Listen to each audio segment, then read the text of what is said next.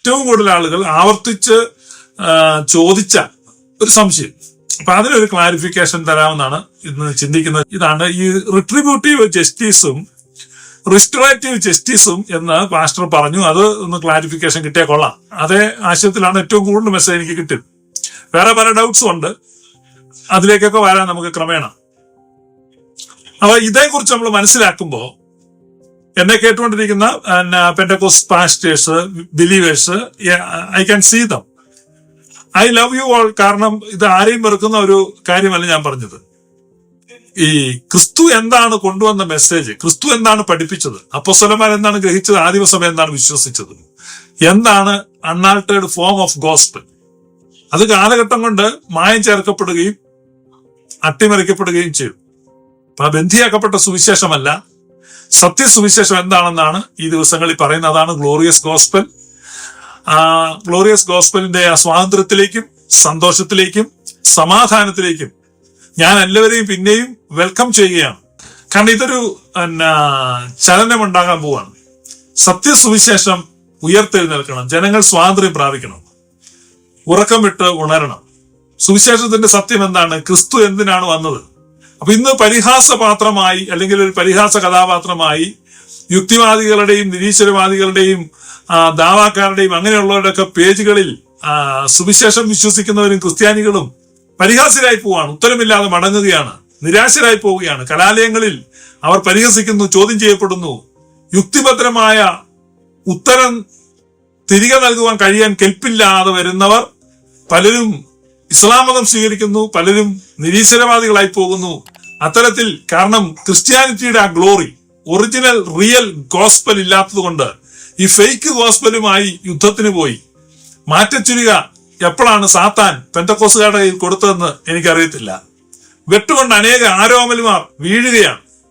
അപ്പൊ അതുകൊണ്ട് ഒറിജിനൽ ചുരിക, യഥാർത്ഥ സത്യത്തിന്റെ സുവിശേഷം, അതാണ് ദൈവവചനം എന്ന ആത്മാവിന്റെ വാള്. അപ്പൊ ദൈവവചനം എന്ന യഥാർത്ഥ വാള് ഇത് ഈർക്കിലിയിട്ട് വിളക്കിയ ചുരികയാണ് കയ്യിൽ പിടിച്ചിരിക്കുന്നത്. യുദ്ധങ്ങളിൽ പരാജയപ്പെട്ട് വീഴുകയാണ് നമ്മുടെ ചെറുപ്പക്കാര്. കലാലയങ്ങളിലും സംവാദ ഭൂമികകളിലും പരാജയപ്പെട്ട് വീഴുന്നവർ അനേകർ തങ്ങളുടെ ജാള്യത മറയ്ക്കുവാനും തങ്ങളുടെ യുക്തിഭദ്രതയില്ലാത്ത ഉപദേശത്തെ അവർ തന്നെ പരിഹസിച്ച് സ്വന്തമായി പോസ്റ്റ് ഇടുക, ട്രോൾ ഇടുക.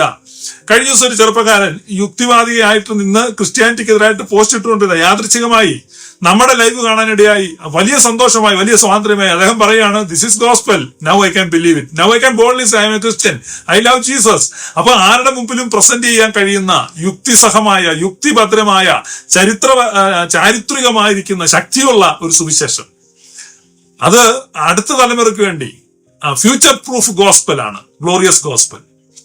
Future proof gospel. മറ്റേ പെന്റക്കോസ്റ്റൽ ഗോസ്പൽ എന്ന് പറഞ്ഞാൽ ഒരു താൽക്കാലികമായിരുന്നു. അത് ആ കാലഘട്ടത്തിൽ ആളുകൾ പത്രം വായിക്കാത്തതും TV ഇല്ലാതിരുന്നതും വിദ്യാഭ്യാസം ഇല്ലാതിരുന്നതും വിവരസാങ്കേതിക വിദ്യ വികസിക്കാത്തതുമായ ഒരു കാലഘട്ടത്തിൽ കുറച്ചാളുകളെ ഭ്രമിപ്പിക്കാനും കറക്കാനും അവരെ അവരുടെ സഭകളിൽ നിന്ന് ചാടിക്കാനും ഒക്കെ ഉതകുന്ന ഒരു കുട്ടിച്ചാത്തന്റെ സുവിശേഷം, അല്ലെങ്കിൽ ഒരു മലദൈവത്തിന്റെ സുവിശേഷം, പ്രാദേശിക ദൈവത്തിന്റെ സുവിശേഷം എന്ന നിലയ്ക്ക് മാത്രം ചരിത്രം വിലയിരുത്താൻ പോകുന്ന ഒരു സുവിശേഷമാണ് മലയാളി പെന്റക്കോസ്തുകാർ പ്രസംഗിച്ചത് എന്ന് നിരാശയോടെയും അതിലേറെ വിഷമത്തോടെയും ഞാൻ പറയുകയാണ്. കാരണം ഞാനും എന്റെ ജീവിതത്തിന്റെ ഏറ്റവും robustic period of my life I spend there.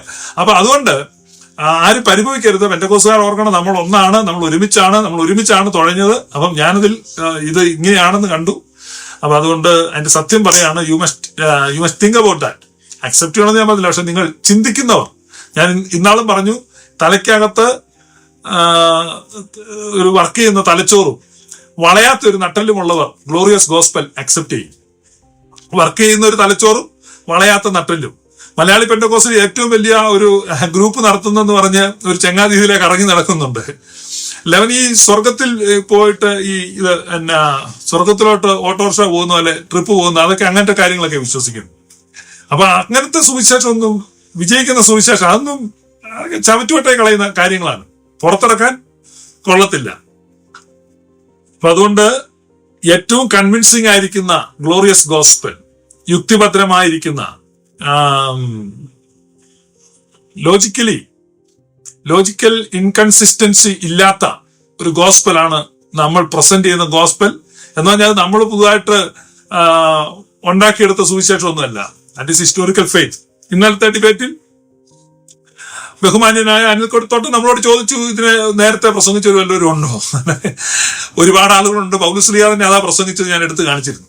അപ്പൊ അതിനകത്ത് വന്ന സംശയം ഇതാണ്, ഈ റിട്രിബ്യൂട്ടീവ് ജസ്റ്റിസും റിസ്റ്റോറേറ്റീവ് ജസ്റ്റിസും എന്താണ്?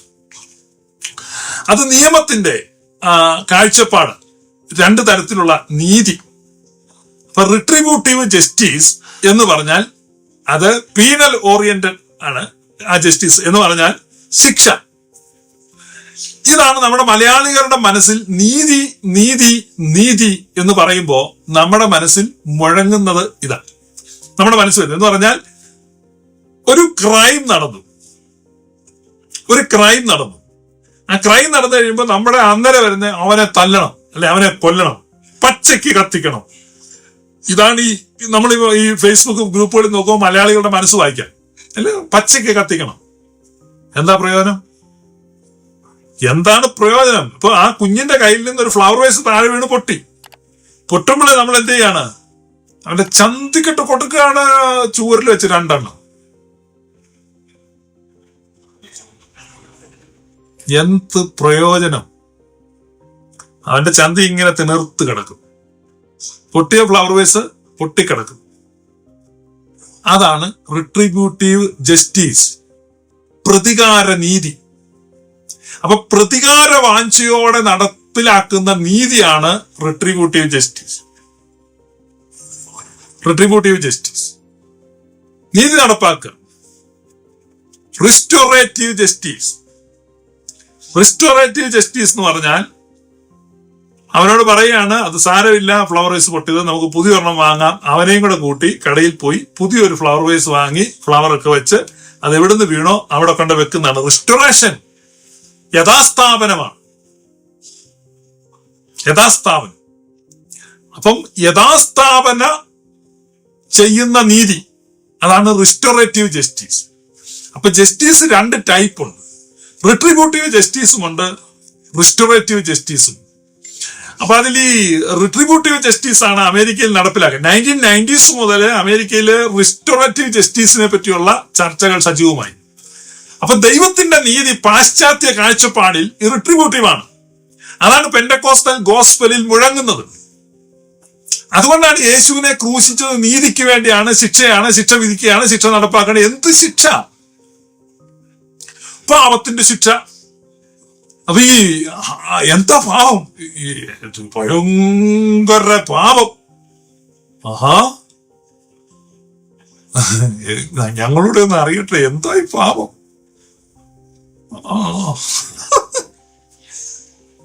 ഒരു പഴം തിന്നു,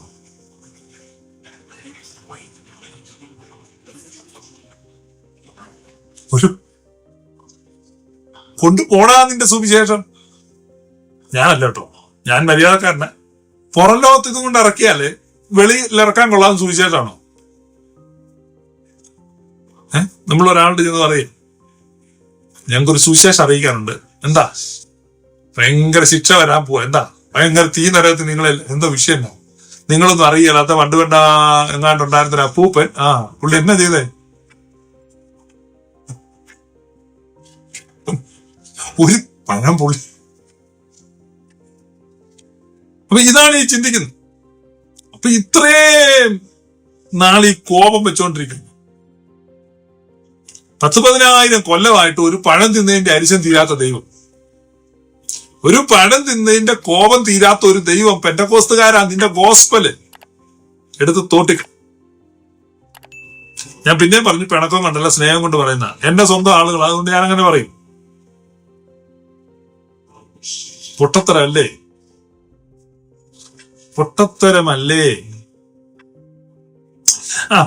അപ്പൊ ഒരു പഴം തിന്നു, വലിയ വിഷയമാണ്. അപ്പൊ ഇങ്ങനത്തെ സുവിശേഷങ്ങളാണ് അവതരിപ്പിക്കുന്നത്. ഇതെല്ലാം എന്താ? പിന്നെ മനുഷ്യന്റെ വയലൻസ് അതിനെല്ലാം ദൈവം പ്രതികാരം ചെയ്ത് ദൈവം ഇങ്ങനെ അങ്ങ്, പിന്നെ ഇതിന്റെ എല്ലാം കൂടെ പ്രതികാരം എന്താ? നീ അതുവഴി പോയതിന്റെ ഇതുവഴി പോയതിന്റെ നീ പീസിനാക്കി പോയപ്പം അവിടെ വിസിറ്റ് ചെയ്തൊക്കെ എല്ലാവരും അറിഞ്ഞു. അതിന്റെ എല്ലാം കൂടെ ശിക്ഷ യേശുവിന്റെ തന്നെ. അത് പൊട്ടത്തരവാ. നീ ചെയ്ത, നീ അവിടെ പോയതും നീ പോയതൊക്കെ ഞങ്ങൾ അറിഞ്ഞു. അപ്പൊ അതിന്റെ എല്ലാം കൂടെ ശിക്ഷ യേശു. എന്നിട്ടാണ് ഇവര് കടന്ന് യേശുവേ എന്നെല്ലാം പറഞ്ഞ് ഈ കാറുന്നേ. ഇവന്റെ പാപങ്ങൾ, മ്ലേച്ഛകരമായ പാപങ്ങൾ, ഇവന്റെ വിചാരം അതിന്റെ എല്ലാം ശിക്ഷ യേശുവിന് കിട്ടി. ഇതും ചിന്തിച്ചുകൊണ്ടിരിക്കുക. അപ്പൊ ഇത് അങ്ങനെയല്ല എന്ന് മനസ്സിലാക്കണം. ഇപ്പൊ റിസ്ട്രിബ്യൂട്ടീവ് ജസ്റ്റിസ് എന്ന് പറഞ്ഞാൽ ഒരു പ്രയോജനവുമില്ലാതെ ആളുകളെ ശിക്ഷിക്കുക. ഒരു കാർ ഓടിച്ചിങ്ങനെ പോയപ്പോ ആ കാർ എന്നൊരു മതിലിനിട്ടിടിച്ചു. മതിലിനിട്ടിടിച്ചപ്പം മതില് ഇടിഞ്ഞു പോയി, കാറിന്റെ ഫ്രണ്ട് തകർന്നു പോയി. അപ്പോഴേക്കും പോലീസ് വന്നു. പോലീസ് വന്നവിടെ നിർത്തി. കണ്ടോ, അപ്പോഴേക്കും പെട്ടെന്ന് അവന് ലൈസൻസ് ക്യാൻസൽ ഫോർ 6 months എഴുതി. പിന്നെ പെനാൽറ്റി അശ്രദ്ധമായ റെക്ലെസ് ഡ്രൈവിങ് $500 എല്ലാം പിഴയെല്ലാം എഴുതുകയാണ്. പിന്നെ 6 മാസത്തേക്ക് ജയിലില്. കണ്ടോ, അപ്പൊ ഇവൻ 6 മാസം ജയിലിൽ, അവനെ പിഴയടച്ചു. ഇതൊക്കെയാണ്, അതാണ് റിട്രിബ്യൂട്ടീവ് ജസ്റ്റിസ്. റിസ്റ്റോറേറ്റീവ് ജസ്റ്റിസ്, മതിലിടിഞ്ഞു പോയി, സംഭവിച്ചെന്നാ മതിലിടിഞ്ഞു പോയി. ഓക്കെ, ഈ മതില് പണിയാൻ എത്ര രൂപയാകും? പഴയ പോലെ പണിയണമെങ്കിൽ. അപ്പൊ കോൺട്രാക്ടറെ വിളിച്ചു. മതില് പഴയ പോലെ ഇടിഞ്ഞു പോയ ഭാഗം പുതുക്കി കെട്ടി തേച്ച് പെയിന്റ് അടിച്ച് റെഡിയാക്കണമെങ്കിൽ 60,000 രൂപ. ഓക്കെ, 75,000 രൂപയുടെ ചെക്ക് എഴുതി കൊടുത്തു. റിസ്ട്രേഷൻ. എന്താ പ്രോബ്ലം? എന്താ? ഒരു മതില് പോയി, അത് പണിതില്ലേ? ഓക്കെ, പ്രശ്നം തീർന്നു. ഇപ്പൊ റിസ്റ്റോറേഷൻ സംഭവിച്ചു.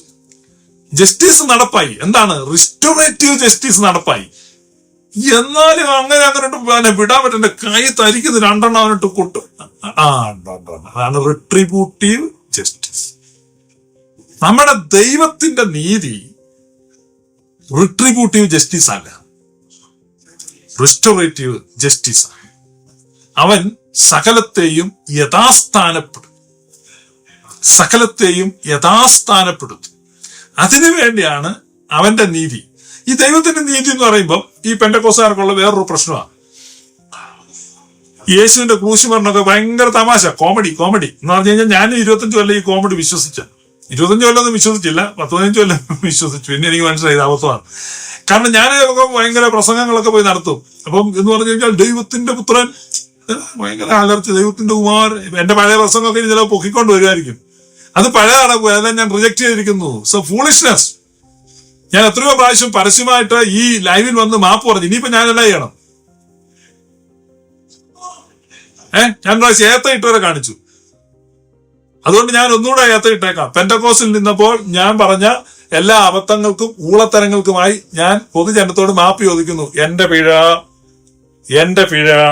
എന്റെ ഏറ്റവും വലിയ പിഴ. പോരെ, ഇനി മേലെ പഴയ ക്ലിപ്പുമായിട്ട് ഇതുവഴി വന്നേക്കല്ലേ. അപ്പൊ ഇത് ഇങ്ങനത്തെ ഊളത്തരം എല്ലാം പറഞ്ഞുകൊണ്ട് നടക്കാൻ. അപ്പൊ കുരിശിനെ വിശദീകരിക്കുക. എന്നെ കേട്ടോണ്ട് കുറച്ച് ഓർത്തഡോക്സ് ഇതിനകത്ത് നിൽക്കുന്ന ഞാൻ കാണുന്നുണ്ട്. ഓർത്തഡോക്സിൽ ഞാൻ ഉദ്ദേശിക്കുന്ന സുറിയാനിക്കാരാ. 2 വിഭാഗം കൂടെ. എനിക്ക് വിഭാഗമില്ല. സുറിയാനിക്കാർ, അതായത് മാർത്തോമ, ഓർത്തഡോക്സ്, യാക്കോബ, എല്ലാത്തിലും പെട്ട കുറെ പേര് നിൽപ്പുണ്ട്. ഒരു കാര്യം മനസ്സിലാക്കിക്കോണം, നിങ്ങളുടെ അച്ഛന്മാരും ഉപദേശിമാരും ഒക്കെ പ്രസംഗിക്കുന്ന ഈ റിട്രിബ്യൂട്ടീവ് ജസ്റ്റിസാണ്. ഞാനിവിടെ യൂട്യൂബിലിരുന്ന് നോക്കുക എന്റെ പണി. ഇപ്പൊ നിങ്ങൾ ചിന്തിക്കണം, നിങ്ങൾ ശരിയായ ഗോസ്പൽ മനസ്സിലാക്കൂ, തനിമയുള്ള സുവിശേഷം എന്താണെന്ന് മനസ്സിലാക്കൂ. ചുമ്മാ അവിടെ ഇവിടെ പഠിച്ചിട്ട് ഈ പാശ്ചാത്യ സുവിശേഷം അവരുടെ പുസ്തകങ്ങളൊക്കെ മേടിച്ച് വായിക്കുക. 1001 പ്രസംഗക്കുറിപ്പ് ആരാ എഴുതി? ES Thomas. ഏത് നമ്മളറിയത്തില്ലേ? നിങ്ങൾക്ക് മനസ്സിലാകുന്നില്ലേ? നമ്മുടെ ലൈവ് വരുന്ന ES തോമസ് എഴുതിയ പുസ്തകം ബുക്ക് സ്റ്റാളിൽ പോയി പെട്ടെന്ന് പരവേശത്തിന് മേടിച്ചോണ്ട് പോവാ. ഉപദേശിമാരും പ്രസംഗരും ഒക്കെ ക്രിസ്ത്യൻ ബുക്ക് സ്റ്റാളിൽ കയറി പമ്പ് നിന്ന് 1001 പ്രസംഗക്കുറിപ്പ് ഇതൊക്കെ എടുത്തോണ്ട് എന്നിട്ട് പോയി അത് വായിച്ച് ചുമ്മാ പ്രസംഗിക്കുക. ഇവന് ദൈവമായിട്ടും ബന്ധമില്ല, യാതൊരു റെവലേഷനും ഇല്ല, അണ്ടർസ്റ്റാൻഡിങ്ങും ഇല്ല. ചുമ്മാ എന്തെങ്കിലുമൊക്കെ അങ്ങ് വിളിച്ചു പറയാം. അപ്പൊ അതിന് കുറിപ്പ് ആ പണി നിർത്തണം. ആദ്യം നിങ്ങൾ ഇത് കാര്യങ്ങൾ മനസ്സിലാക്കുക. എന്താണ് സംഭവിക്കുന്നത്? ഒരു ബൈബിൾ കോളേജ് അധ്യാപകനാണ് ഇവിടെ കണ്ടോ. എന്നെ ഇപ്പം ജോയിൻ ചെയ്തു. ഇത് മനസ്സിലാക്കാത്ത ആളാണ് ജ്ഞാനിക്ക് ഗുരുവും കുരുടന് വഴികാട്ടിയും. മൂടാ, നീ നിന്നെ തന്നെ ഉപദേശിക്കേ. കുരുടനെ വഴി കാണിച്ച ഇരുവരും കുഴിയിൽ വീഴും. ഇത് യേശു പറഞ്ഞതാണ്. അതുകൊണ്ട് ആദ്യം സുവിശേഷം എന്താ നിങ്ങൾ മനസ്സിലാക്കുക, എന്ത് ജസ്റ്റിസാണ് നടന്നത്. അപ്പൊ ക്രോസിൽ എന്താണ് നടന്നത്? ക്രോസിൽ കൈമാറ്റം നടന്നു, ഡിവൈൻ കൈമാറ്റം. ഇന്നലെ ആരുടെയാ?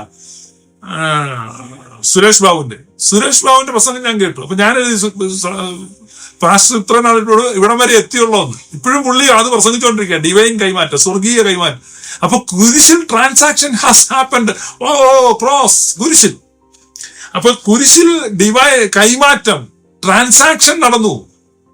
കുരിശിൽ നടന്നത് ട്രാൻസാക്ഷൻ അല്ല, ട്രാൻസ്ഫോർമേഷൻ ആണ് കുരിശിൽ നടന്നത്.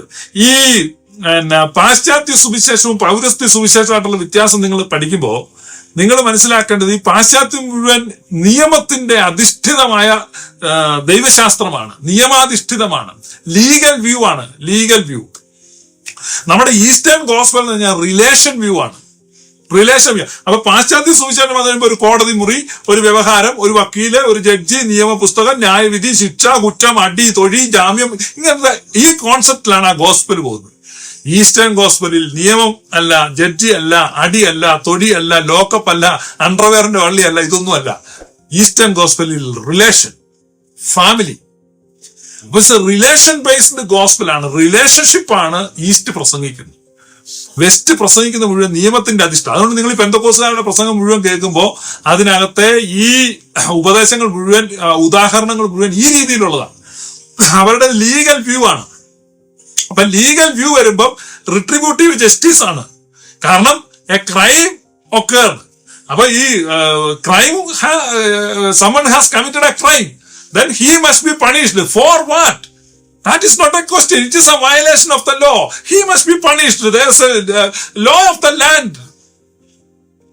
ഈ ദേശത്ത് നിയമമുണ്ട്, അത് നടപ്പിലായേ മതിയാകൂ. നിയമത്തിന്റെ വഴിക്ക് പോകും. നമ്മുടെ ഉമ്മൻചാണ്ടി സാർ പറയും, നിയമത്തിന്റെ വഴിക്ക് പോകും. പോകും. ഇതാണ് റിട്രിബ്യൂട്ടീവ് ജസ്റ്റിസ്. അപ്പോ ഈ പാപത്തിന് ശിക്ഷയുണ്ട്. ആരുടെ? മനുഷ്യന്റെ. ചോദ്യം, മനുഷ്യന്റെ പാപം ദൈവത്തിന് ക്ഷമിക്കാൻ മേലെ? മനുഷ്യന്റെ പാപം ദൈവത്തിന് ക്ഷമിക്കാൻ മേലെ? അപ്പൊ ഇങ്ങനെ ഒരു യാഗമില്ലാതെ, അല്ലെങ്കിൽ ഒരു ബലിയില്ലാതെ, അല്ലെങ്കിൽ ഈ ഒരു രക്തക്കൊതി അല്ലെ രക്തച്ചൊരിച്ചിൽ ഇല്ലാതെ മനുഷ്യനോട് ദൈവത്തിന് ക്ഷമിക്കാൻ മേലെ? അതാണ് ചോദ്യം. ആ ചോദ്യത്തിന്റെ മുമ്പിൽ ഇവർ പതറും, ചൂടും, ചുരുങ്ങും. അന്നേരം ഇവർ അടുത്ത തട്ടിപ്പുമായിട്ട് വരും. അവര് വരുന്ന തട്ടിപ്പാണ്. ഇതൊക്കെ ഞാനും പ്രസംഗിച്ചിട്ടുള്ള. അപ്പം അടുത്ത തട്ടിപ്പ് എന്താന്ന് നിങ്ങൾക്കറിയാവോ? ആ തട്ടിപ്പാണ്. അവര് പറയും, ദൈവം സ്നേഹവാൻ മാത്രമല്ല, ദൈവം നീതിമാൻ കൂടെയാണ്. ദൈവം സ്നേഹവാൻ മാത്രമല്ല, ദൈവം നീതിമാൻ കൂടെയാണ്. എടാ, ദൈവം സ്നേഹവാനാന്നല്ല ബൈബിൾ പറയുന്നത്. ദൈവം സ്നേഹമാകുന്നു. സ്നേഹവാൻ എന്നല്ല, സ്നേഹമാകുന്നു. ദൈവം സ്നേഹമാകുന്നു. ദൈവം നീതിയാകുന്നല്ല. പിന്നെ അടുത്ത് നീതി എന്ന് പറഞ്ഞാൽ തന്നെ ഇനിയാ നിങ്ങൾ ലിസൺ ചെയ്യേണ്ടത്. ദൈവം സ്നേഹവാൻ മാത്രമല്ല, ദൈവം സ്നേഹമാണെങ്കിൽ സ്നേഹവാൻ കൂടിയാണ്. അവരുടെ ആർഗ്യുമെന്റ് മുഖവിലക്കെടുത്തു. ദൈവം സ്നേഹവാൻ മാത്രമല്ല കേട്ടോ, ദൈവം നീതിവാൻ കൂടിയാണ് എന്ന് പറഞ്ഞാൽ ഈ സ്നേഹത്തിന് ഓപ്പോസിറ്റ് ആയിട്ടുള്ള ഒരു സംഭവമാണ് ഈ നീതി എന്നായി ഇവർ പറയുന്നത്. അപ്പം ഒരേ സമയം ഒരുമിച്ച് നിൽക്കാൻ രണ്ടുപേരിൽ കോഎക്സിസ്റ്റ് ചെയ്യാൻ പറ്റാത്ത, പരസ്പര വിരുദ്ധമായിരിക്കുന്ന രണ്ട് പ്രതിഭാസങ്ങൾ ഒരു വ്യക്തിയിൽ സമ്മേളിക്കുന്നു ദൈവം. അപ്പൊ ഇത്രത്തോളം പ്രോബ്ലം ഉള്ള ഒരാൾ യൂണിവേഴ്സിൽ കാണത്തില്ല. കാരണം ആത്മസംഘർഷത്തിന്റെ ആകത്തുകയാ ദൈവം. മനസ്സിലായി? അപ്പൊ ഇവരുടെ ദൈവസങ്കല്പം തെറ്റാണ്. ഇവരുടെ ദൈവസങ്കല്പം അനുസരിച്ച് ആത്മസംഘർഷത്തിന്റെ ആകത്തുകയാണ് ദൈവം.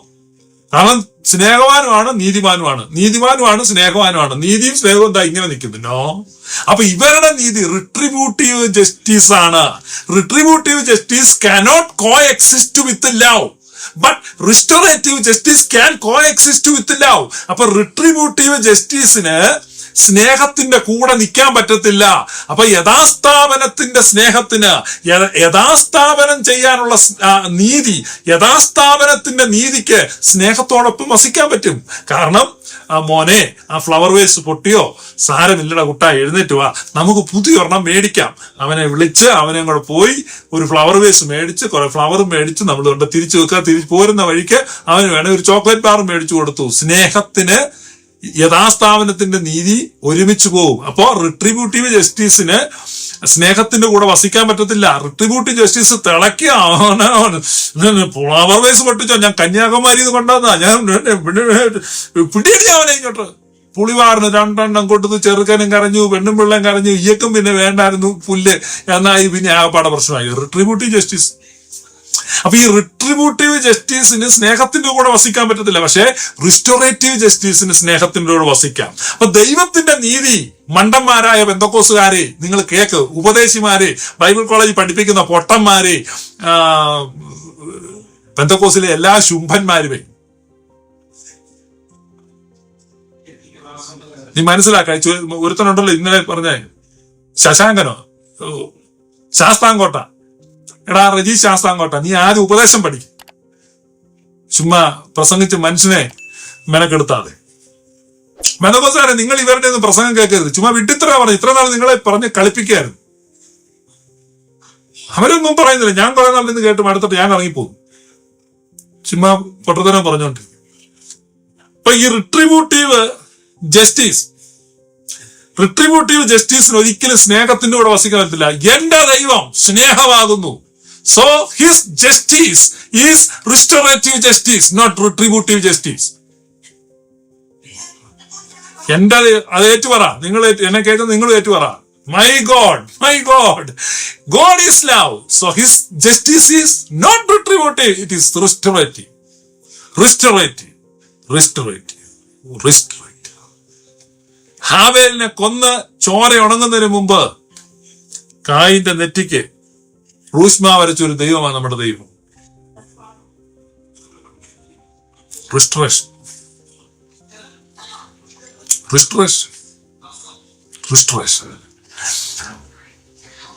നിഗളിച്ച മാലാക താഴെ വീണപ്പോൾ ആ മാലാകെ കരിച്ചു കളയായിരുന്നു. എന്താ കരിച്ചു കളയാഞ്ഞ്?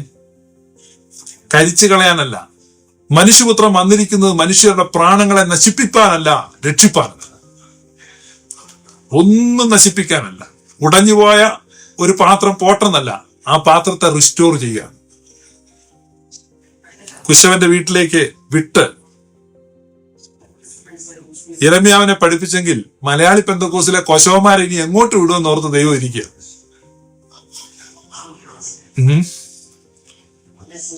റിസ്റ്റോറേഷൻ. അപ്പൊ ജസ്റ്റിസ് 2 തരമുണ്ട്. റിസ്റ്റോറേറ്റീവ് ജസ്റ്റിസും ഉണ്ട്, റിട്രിബ്യൂട്ടീവ് ജസ്റ്റിസും ഉണ്ട്. ഗ്ലോറിയസ് ഗോസ്പൽ വിശ്വസിക്കുന്നത് God's justice is restorative. Glorious gospel വിശ്വസിക്കുന്നത് റിസ്റ്റോറേറ്റീവ് ജസ്റ്റിസും ഗോഡ്സ് ലവും ഒരുമിച്ച് പോകുന്നു. So restorative justice can coexist with the love of God. So there is no confusion, no contradiction, no problem. Both can stay together. We, people who believe glorious gospel, proudly declare that our God is love. No confusion, no contradiction. ഇതുപോലെ beautiful ആയിട്ടുള്ള ഒരു gospel present ചെയ്യുവാൻ മലയാളി പെന്തക്കോസ്റ്റിലെ മുഴുവൻ പേരെയും ഇങ്ങനെ challenge ചെയ്യാം. ചുണയുണ്ടെങ്കിൽ വാ, നിങ്ങളുടെ ഗോസ്പൽ ഒന്ന് കേൾക്കട്ടെ. ഒറ്റ ഒരുത്തൻ വരത്തില്ല. കാരണം 25 കൊല്ലം അതിനകത്ത് നിന്ന് ഞാൻ കേട്ടതാ. എനിക്കറിയാം ഒരുത്തനും വരത്തില്ല. ഒരു ഗോസ്പലും ഇല്ല അതിനകത്ത്. മലയാളി പെന്തക്കോസ്റ്റിലെ വിശ്വാസികളെ, നിങ്ങൾ കേൾക്കുന്നത് സത്യസുവിശേഷമല്ല, സാത്താന്റെ ചവറാണ്. മുളയിട്ട് വിളക്കിയ ചുരിക സാത്താൻ നിന്റെ കരങ്ങളിൽ ഏൽപ്പിച്ചു. ഞാൻ വിജയഞ്ജലിന്റെ ശൈലി പറഞ്ഞു. നമ്മുടെ വിജയഞ്ജൻ ഉണ്ടല്ലോ, ഒരു ബാധ നിന്നെ പിടിക്കാൻ വരുന്നതാണ്. അപ്പൊ ഇങ്ങനെ ഇതിനൊക്കെ വലിയ ബാധയൊന്നും പറയാനില്ല. പെന്തക്കോസ്ത് തന്നെ ഒരു ബാധയായിരിക്കുക. അപ്പൊ ദൈവത്തെ തെറ്റിദ്ധരിച്ചിരിക്കുക. നമ്മുടെ വിഷയത്തിലേക്ക് വരും നമ്മള്. അപ്പൊ റിസ്റ്റോറേറ്റീവ് ജസ്റ്റിസും റിട്രിബ്യൂട്ടീവ്, ഓരോ മെസ്സേജ് കാണിച്ചിരിക്കുന്നു. അപ്പൊ റിട്രിബ്യൂട്ടീവ് ജസ്റ്റിസും റിസ്റ്റോറേറ്റീവ് ജസ്റ്റിസും. അപ്പൊ നമ്മൾ ആ പാഠം മനസ്സിൽ ഉറപ്പിക്കണേ. നമ്മൾ അടുത്തതിലേക്ക് പോവാം. അപ്പൊ ഇങ്ങനെ ഈ 2 തരത്തിലുള്ള ജസ്റ്റിസ് ഉണ്ട്. അപ്പൊ ഈ റിസ്റ്റോറേറ്റീവ് ജസ്റ്റിസ് ആണ് നമ്മുടെ ദൈവത്തിന്റെ. അപ്പൊ ഇനി ബൈബിള് നിങ്ങൾ വായിക്കുമല്ലോ. ഈ ബൈബിൾ വായിക്കുമ്പോൾ നിങ്ങൾക്ക് സംശയം ഉണ്ടെങ്കിൽ എന്റെ ഇൻബോക്സിൽ ചോദിച്ചാൽ മതി, ഞാൻ പറഞ്ഞുതരാം. നിങ്ങൾക്ക് ഏതെങ്കിലും ഭാഗം ഉണ്ടെങ്കിൽ. ബാക്കി ആ സൗജന്യം പെന്തക്കോസ്തുകാർക്കേ ഉള്ളൂ കേട്ടോ. എന്റെ സ്വന്തം ജനമാണ്. ഞാൻ അവരെ സ്നേഹിക്കുന്നു, ഞാൻ അവർക്ക് വേണ്ടി നിൽക്കുന്നു, അവർക്ക് വേണ്ടി പ്രാർത്ഥിക്കുന്നു. ആ ജനത്തെ ഈ പാസ്റ്റർമാരുടെ ചൂഷണങ്ങളിൽ നിന്ന് വിടുവിക്കണം. അപ്പൊ അതുകൊണ്ട് ഈ ബൈബിൾ ഭാഗങ്ങൾ നിങ്ങൾ വായിക്കുമ്പോൾ നീതി എന്ന് കാണുമ്പം, അപ്പൊ ഇത് കേട്ടോണ്ട് ഓർത്തഡോക്സുകാരും മാർത്തോമക്കാരും ഒന്നും എന്നോട് സംശയം ചോദിക്കാൻ വരരുത്. നിങ്ങൾ നിങ്ങളുടെ അച്ഛന്മാരോട് ചോദിച്ച് മനസ്സിലാക്കുക. I am a committed servant of Pentecostal people. So ഞാൻ അവരുടെ ഒരു സെർവന്റ് ആണ്. അപ്പൊ അതുകൊണ്ട് ലവ് യു ഗൈസ്. അപ്പൊ അതുകൊണ്ട് ഇവിടെ നിങ്ങൾ ഈ ബൈബിൾ വായിക്കുമ്പോൾ നീതി എന്നൊക്കെ കാണുമ്പം നിങ്ങൾ മനസ്സിലാക്കേണ്ടത്, ഈ നീതി ഒരു ശിക്ഷാവിധിയുമായിട്ടല്ല കണക്ട് ചെയ്തിരിക്കുന്നത്, മറിച്ച് ദൈവത്തിന്റെ കരുണയുമായിട്ട്. So the justice of God that is connected to the mercy of God. നിങ്ങൾ നോക്കിക്കോ. അപ്പൊ അതുകൊണ്ടാണ് ഈ ന്യായപ്രമാണത്തിലെ 10 കൽപ്പന എഴുതിയിട്ട് അതും കൊണ്ട് വെച്ചിട്ട് അത് മേഴ്സി സീറ്റ്, കൃപാസനം കൊണ്ട് അതിനെ മൂടുക. സോ ദൈവത്തിന്റെ നീതി എന്ന് പറയുമ്പോ നിങ്ങളുടെ മനസ്സിലോട്ട് വരേണ്ടത് എന്താണെന്നറിയോ? ദൈവത്തിന്റെ കരുണ. അപ്പൊ അവിടെയാണ് നമ്മുടെ സഹോദരൻ ES തോമസിന് ഇത്രയും വർഷം ഈ കയ്യിൽ കുത്തിയിട്ടും കാര്യം മനസ്സിലാകാത്തത്. അദ്ദേഹം ഈ കഴിഞ്ഞ ദിവസം ഇട്ടു, ഊസാ പെട്ടകത്തെ തൊട്ട് കരിഞ്ഞു പോയി, നീയൊക്കെ കരിഞ്ഞു പോവും. അപ്പൊ പുള്ളി ഇങ്ങനത്തെ വിഷമം കൊണ്ട് ഇങ്ങനെ തിളയ്ക്കുന്ന ഹൃദയവുമായിട്ട് നടക്കുന്ന ഒരു ആത്മാവാണ്. കാരണം പുള്ളിയുടെ മനസ്സ് മുഴുവൻ ഈ റിട്രിബ്യൂട്ടീവ് ജസ്റ്റിസ് വെളിപ്പെടുന്ന ദിവസമാണ്. അപ്പൊ റിട്രിബ്യൂട്ടീവ് ജസ്റ്റിസ് യേശു കർത്താവ് വരുമ്പോൾ നടപ്പിലാക്കും എന്നൊക്കെയായി മണ്ടന്മാർ വിചാരിക്കുന്നത്. അന്ന് ഇവനെ എല്ലാം തീച്ചുളയിലിടും, അവനെ ഇത് ചെയ്യും, ഇവനെ ഇത് ചെയ്യും, അലഞ്ഞു തിരിഞ്ഞ് പന്നിക്കൂട്ടത്തിൽ നടന്ന് ഉള്ള പൈസയെല്ലാം വേശ്യാത്തല്യത്തിൽ കൊടുത്ത് അവസാനം ചീഞ്ഞ് നാറി തിരിച്ചു വരുന്ന അനിയനെ കെട്ടിപ്പിടിച്ച് വീട്ടിനകത്ത് കൊണ്ടിട്ടു. ചേട്ടൻ ഇഷ്ടപ്പെട്ടോ? ചേട്ടൻ വിചാരിച്ച് മുട്ടുതല്ലി ഓടിക്കുന്ന റിട്രിബ്യൂട്ടീവ് ജസ്റ്റിസ് നടക്കുമെന്നാണ് ജ്യേഷ്ഠൻ വിചാരിച്ചത്. പക്ഷേ നടന്നത് റിസ്റ്റോറേഷനാണ്.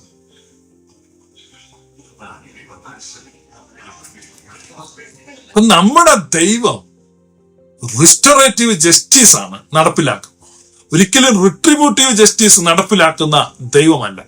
എന്നോട് ചോദ്യം ചോദിച്ചത് കുറെ പേര് ചോദിച്ചു. ഇപ്പൊ അവർക്ക് തോന്നുന്നുണ്ടായിരുന്നു ആ പുല്ല് ചോദിക്കണ്ടായിരുന്നു, ഇത് ചോദിച്ചോണ്ട് ഇപ്പൊ ഇത്രയും എക്സ്പ്ലനേഷൻ വരുന്നത്.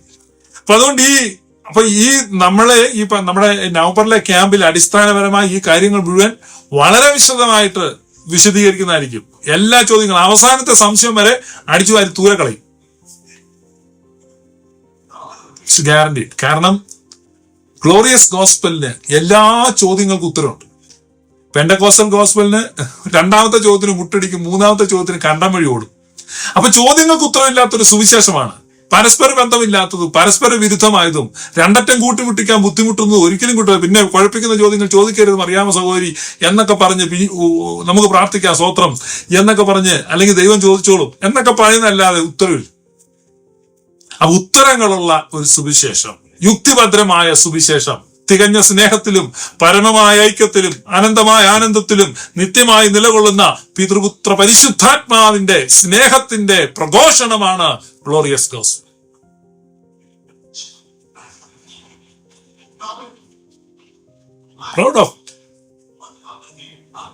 Proud to be a part of it. നിങ്ങൾ അതിന്റെ ഒരു ഭാഗമായിരിക്കുന്നു. സന്തോഷിക്കുക. ഈ തലമുറയിൽ ഈ സത്യം നിങ്ങൾക്ക് കണ്ടെത്താൻ കഴിഞ്ഞു. ഈ സത്യം നിങ്ങളുടെ ഹൃദയങ്ങളെ തുറക്കുന്നെങ്കിൽ അതിൽ ആനന്ദിക്കുക. What I love it is. അപ്പൊ റിസ്റ്റോറേഷൻ ആണ് നടപ്പിലാക്കുന്നത്. അപ്പൊ ഇനി പ്രോബ്ലങ്ങൾ വരുന്നുണ്ട്. അപ്പൊ പെന്തക്കോസ്തുകാരുടെ ഈ സുവിശേഷം കൊണ്ട് ഇങ്ങനെ നടക്കുമ്പോഴേ ഒരു പ്രശ്നമുണ്ട്. എന്താന്ന് ചോദിച്ചാല് ഈ ദൈവം നീതിമാനാണ്. അപ്പോ ദൈവത്തിന് ഈ ഒരാളെ വിടണമെന്ന് വിചാരിച്ചാലും വിടാൻ പറ്റത്തില്ല. അപ്പൊ ദൈവത്തിന് ഒരാളെ വിടണമെന്ന് വെച്ചാലും വിടാൻ. പെന്തക്കോസ്തുകാരോട് കേൾക്കണം, വേദപുസ്തക പ്രകാരമാണ് പ്രമാണം നിൽക്കുകയാണ്, നീതി നടപ്പിലാക്കണം, അതാണ് നീതി. അപ്പൊ ഇവരുടെ തിയോളജി നമ്മൾ അക്സെപ്റ്റ് ചെയ്താൽ അവിടെ വരുന്ന ഏറ്റവും വലിയ ഡിലമ എന്താന്ന് ചോദിച്ചാൽ, ഏറ്റവും വലിയ ധർമ്മസങ്കടം എന്താന്ന് ചോദിച്ചാൽ, ദൈവത്തിന്റെ മുകളിൽ ദൈവത്തെ ഒബ്സർവ് ചെയ്യുന്ന, മോണിറ്റർ ചെയ്യുന്ന, കൺട്രോൾ ചെയ്യുന്ന ഒരു പവറോ പേഴ്സണോ ഉണ്ടെന്ന് അംഗീകരിക്കേണ്ടി വരും. അതായത് ദൈവത്തിന്റെ പരമാധികാരത്തെ ചോദ്യം ചെയ്യുന്ന സുവിശേഷമാണ് മലയാളി പെന്തക്കോസ്തുകാരും ചുരുക്കമായി അങ്ങിങ്ങ് സുറിയാനി സഭകളിലെ ഉപദേശിമാരും പ്രസംഗിക്കുന്നത്.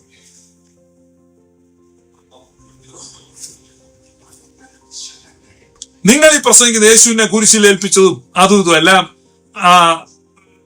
പീനൽ വ്യൂ ആണ്, പീനൽ സബ്സ്റ്റിറ്റ്യൂഷൻ തിയറിയാണ്. Satisfaction theory. അപ്പോ ദൈവത്തിന് സ്നേഹമല്ലേ? സ്നേഹമാണ്, പക്ഷേ എന്താ പക്ഷേ? അതിപ്പോ എങ്ങനെയാ? അപ്പൊ ഇവരെല്ലാം അങ്ങ് സ്വർഗത്തിലോട്ട് എടുക്കാൻ മേലെ? ഇവരെല്ലാം അങ്ങ് രക്ഷിക്കാമല്ലോ? എന്നാ സ്നേഹമല്ലേ? സ്നേഹമാണ്, പക്ഷേ നീതി. ആരുടെ നീതി? ദൈവത്തിൽ തന്നെ ഒരു നീതിയുണ്ട്. അത് ശരി, ദൈവത്തിൽ തന്നെ.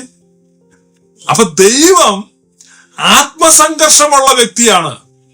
തന്റെ അകത്ത് യുദ്ധമാണ് നടക്കുന്നത്, വടമലിയാണ് നടക്കുന്നത്, ഒരു സ്വസ്ഥതയുമില്ല. അതാണോ ദൈവം? എന്തൊരു തോൽവിയാണ്. നിന്റെ ദൈവത്തിന് തന്നെ സ്വസ്ഥതയില്ലാതെ ആത്മസംഘർഷം അനുഭവിച്ചുകൊണ്ടിരിക്കുകയാണ്. പൊട്ട തിയോളജി. ഇനി ഇത് ശിക്ഷിക്കാതെ വിടാൻ പറ്റുന്നത്? അപ്പൊ പാപം മോചിക്കണം, യേശു കുരിശ് മരിക്കണം? നോ മകനെ, നിന്റെ പാപങ്ങൾ മോചിച്ചിരിക്കുന്നു, എഴുന്നേറ്റ് കിടക്കയെടുത്ത് നടക്കാം. ഏത് മനുഷ്യന്റെയും പാപം മോചിക്കാൻ ദൈവത്തിന് ഒരു മരണത്തിന്റെയും ഒരു രക്തത്തിന്റെയും ഒരാവശ്യവും.